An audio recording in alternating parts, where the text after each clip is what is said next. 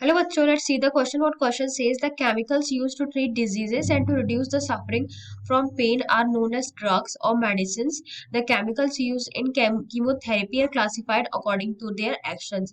यानी वो chemicals जो हमारे disease को treat करने में help करते हैं या फिर वो reduce करते हैं suffering from pain, उनको हम drugs और medicine बोलते हैं. और जो chemicals हमारे chemotherapy में यूज होते हैं उनको फॉलोइंग तरीके से क्लासिफाई करते हैं. फॉर एग्जांपल सबसे पहले आता है हमारा एंटीपायरेटिक. सो एंटीपायरेटिक हमारे वो मेडिसिन होते हैं use to lower the body temperature in high fever. The examples of antibiotics are paraethoxy acetamide and analgin. यानी एंटीबायोटिक हमारे वो मेडिसिन होते हैं जो हमारे बॉडी के टेम्परेचर को लो कर देते हैं इन हाई फीवर में. और इनके एग्जाम्पल्स है हमारा पैराथॉक्सी एसिटामाइड एंड एनाल्जिन.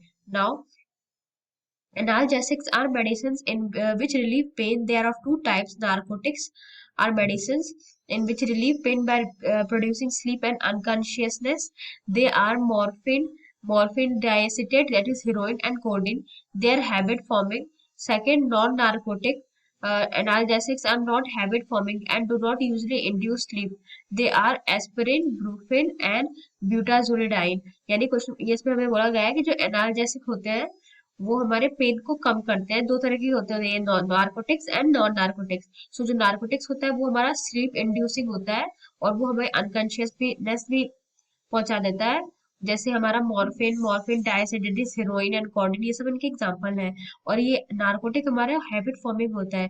दूसरा है हमारा नॉन नार्कोटिक एनाल्जेसिक जो हमारा हैबिट फॉर्मिंग नहीं होता और ये यूजली हमारा स्लीप इंड्यूस नहीं करता. और इसके एग्जांपल है हमारा एस्पिरिन, ब्रोफिन एंड ब्यूटाजोलाडाइन. उसका हमें दिया है antiseptic. So antiseptics are medicine which kill prevent the growth of micro organism. Antiseptics are also used to reduce odor arising out of bacterial decompositions on the surface of body. They are 2% solution of phenol, Dettol, a solution of tapinol and chloroxylenol, Savinol, Methionine, etc. उसका हमें antibiotic के बारे में दिया. उसके बाद लिखा है disinfectants are medicine which kill the micro organism but not safe for applications to living organism. Tranquilizers are medicines used to relieve mental tensions and anxiety. They act on the nervous system and induce sleep. There are many antidepressants to alleviate mood, such as methadone and Ritalin. Sedative relieve mental agitations and violence, such as diazepam, Seconal, Limonal, and Equinol. Antibiotics are medicines produced by microorganisms such as fungi, bacteria, and molds are used to kill other microorganisms. They are penicillin, treat sore throat, bronchitis, pneumonia, streptomycin, active against tuberculosis, chloroamphenicol, treat typhoid, acute fever, urinary infections. Now हमें question पूछा गया है antiseptic action of Dettol is due to. यानी Dettol का हमारा antiseptic action किसकी वजह से होता है. जो हमारा डेटॉल है वो दो चीज से मिलके बना होता है. पहला है हमारा टार्पिनॉल